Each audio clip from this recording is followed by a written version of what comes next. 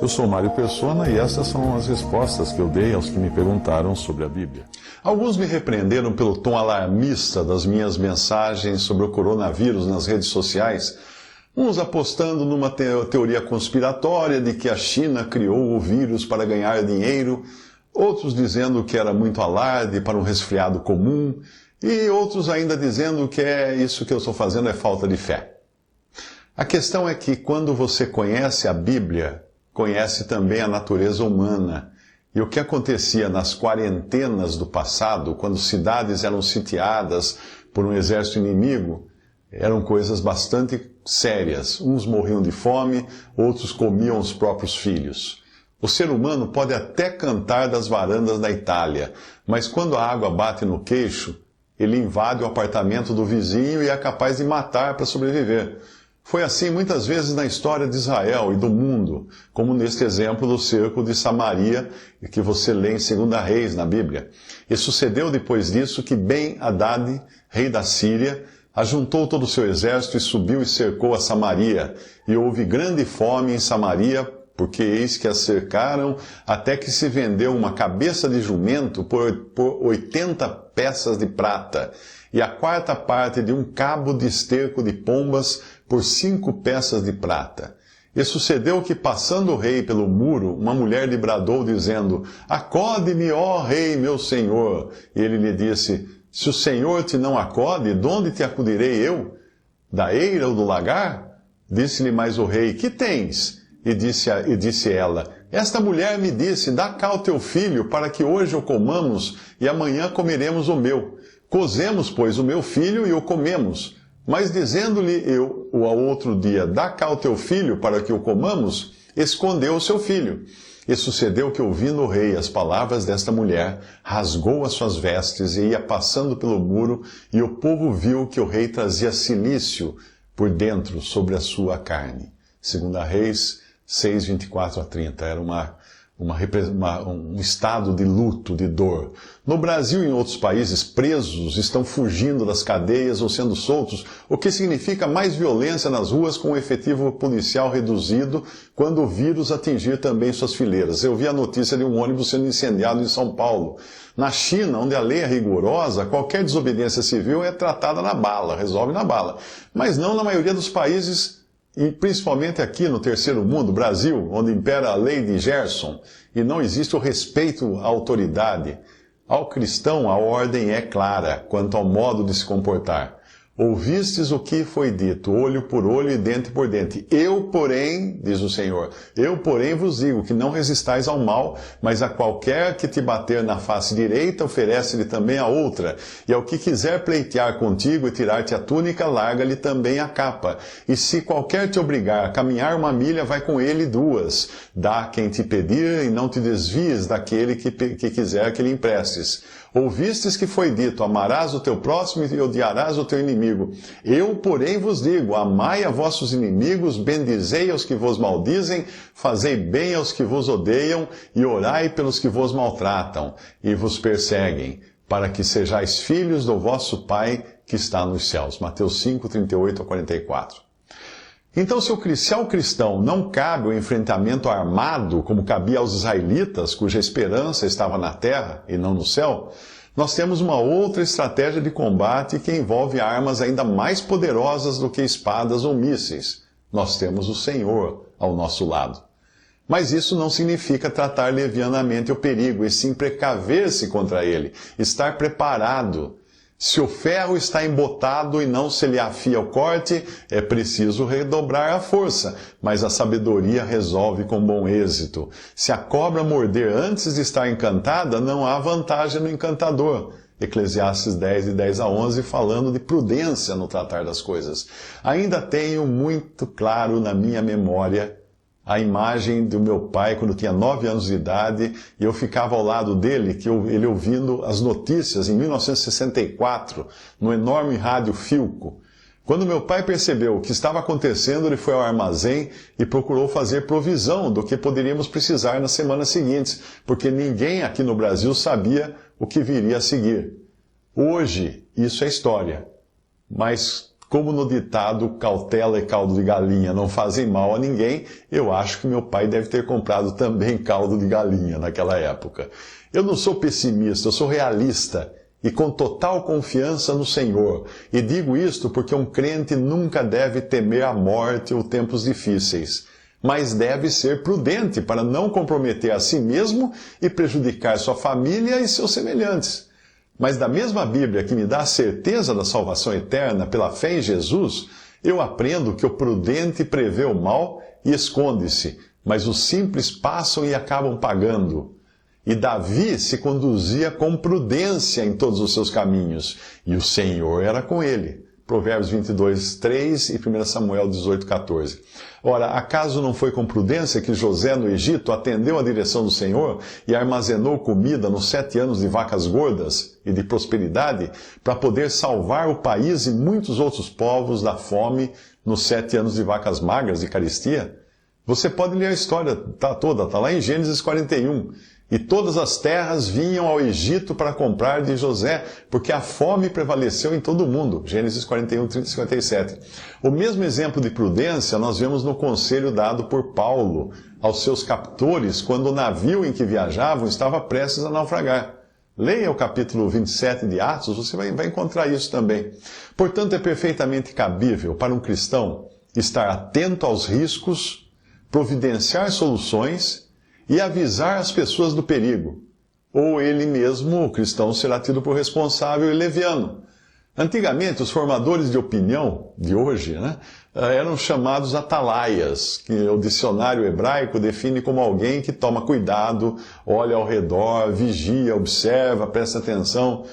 Quando eu atuo como influenciador digital, dando às pessoas dicas de negócios e principalmente levando o evangelho por meios eletrônicos, é porque eu disponho de um posto de observação privilegiado, que me permite enxergar o que outros talvez não tenham enxergado, e me permite ser capaz de comunicar isso com muitas pessoas.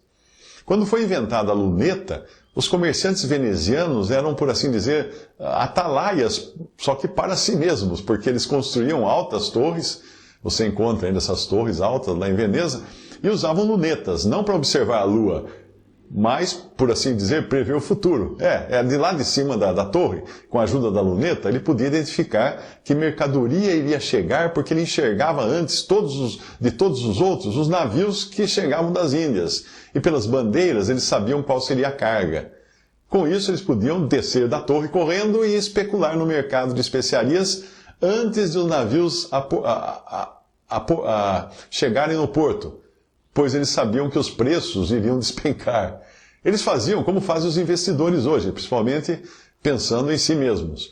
Mas um atalaia em Israel devia pensar no bem-estar de todo o povo e seria considerado omisso se, sabendo do perigo, não soasse a trombeta. Entenda que perigo pode ser tanto o mais grave de todos, que é o do pecado, que leva o homem sem Cristo à perdição e à morte, como também o de uma epidemia, que poderá trazer consequências ruins se as pessoas não se prevenirem. Nesta passagem de Ezequiel 3, 17 a 21, o profeta é avisado pelo Senhor que foi colocado como atalaia para alertar o povo de Israel dos seus maus caminhos. Ali diz assim: Filho do homem, eu te dei por atalaia sobre a casa de Israel, e tu da minha boca ouvirás a palavra e avisá-los-ás da minha parte. Quando eu disser ao ímpio, certamente morrerás, e tu não o avisares, nem falares para avisar o ímpio acerca de seu mau caminho, para salvar a sua vida, aquele ímpio morrerá na sua iniquidade, mas o seu sangue da tua mão o requerirei. Mas se avisares ao ímpio, e ele não se converter da sua impiedade e do seu mau caminho, ele morrerá na sua iniquidade, mas tu livraste a tua alma. Semelhantemente, quando o justo se desviar da sua justiça e cometer iniquidade, e eu puser diante dele um tropeço, ele morrerá, porque tu não o avisaste. No seu pecado ele morrerá. E suas justiças que tiver praticado não serão lembradas, mas o seu sangue da tua mão o requererei. Mas avisando tu o justo para que não peque, e ele não pecar, certamente viverá, porque foi avisado e tu livraste a tua alma. Ezequiel 3, 17 a 21. Prudência não é um conceito estranho à palavra de Deus, e não significa falta de fé. pois continuamos a edificar a casa e a guardar a cidade, porém sabendo que de nada adiantará fazer isso se o Senhor não edificar e guardar. Se o Senhor não edificar a casa, em vão trabalham os que a edificam. Se o Senhor não guardar a cidade, em vão vigia a sentinela. Salmo 127, versículo 1. Pois qual de vós, querendo edificar uma torre, não se assenta primeiro a fazer as contas dos gastos para ver se tem com que acabar? Para que não aconteça que depois de haver posto os alicerces, e não a podendo acabar, todos os que a virem comecem a escarnecer dele, dizendo: este homem começou a edificar e não pôde acabar. Ou qual é o rei que, indo à guerra, a pelejar contra outro rei, não se assenta primeiro a tomar conselho sobre se com 10.000 pode ser o encontro do que vem contra ele com 20.000? De outra maneira, estaria o outro ainda longe, estando o outro ainda longe, mandaria embaixadores e pediria condições de paz. Lucas 14, 28 a 32. Prudência, tudo isso é prudência.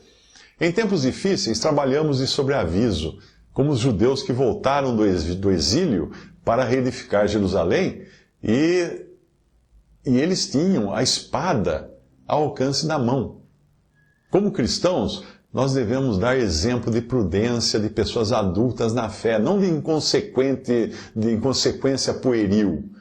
Veja a passagem: os edificadores, cada um trazia a sua espada cingida aos lombos e edificavam. E o que trocava a trombeta estava junto comigo, Neemias 4:18.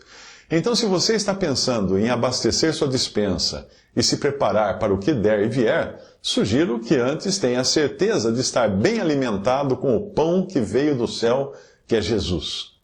Sem isso, você estará desesperado, como muitos que estão vendo anos de investimento escoarem pelo ralo das quedas da bolsa e pela falência do sistema econômico mundial.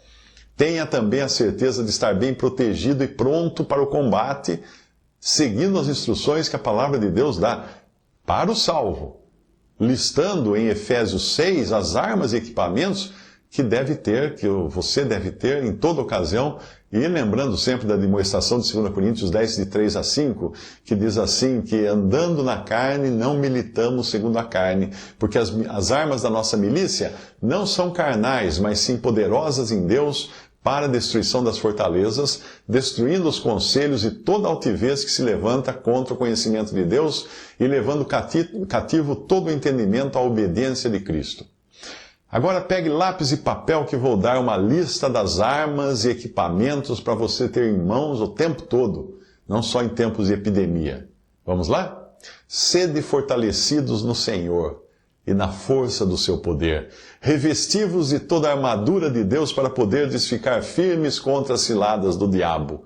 Porque a nossa luta não é contra o sangue e a carne, ou seja, contra pessoas, e sim contra os principados e potestades, contra os dominadores deste mundo tenebroso, contra as forças espirituais do mal nas regiões celestes. Portanto, tomai toda a armadura de Deus para que possais resistir no dia mau e depois de terdes vencido tudo, permanecer inabaláveis. Estai, pois, firmes, cingindo-vos com a verdade, vestindo-vos da couraça da justiça, calçai os pés com a preparação do evangelho da paz, embraçando sempre o escudo da fé, com o qual podereis apagar todos os dardos inflamados do maligno.